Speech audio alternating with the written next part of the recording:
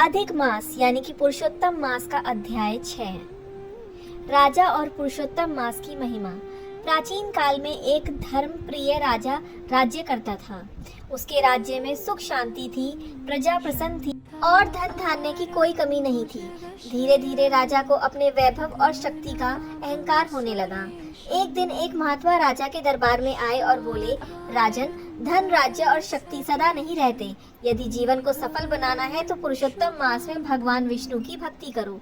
राजा ने अहंकारवश उनकी बात पर ध्यान नहीं दिया। समय बीतता गया। कुछ वर्षों बाद उनके राज्य में अकाल पड़ा, शत्रुओं का आक्रमण हुआ और राजकोष खाली रहने लगा। राजा अत्यंत चिंतित रहने लगा। तभी उसे उस महात्मा की बात याद आई। उसने उन्हें खोजकर अपने पास बुलाया और क्षमा मांगी।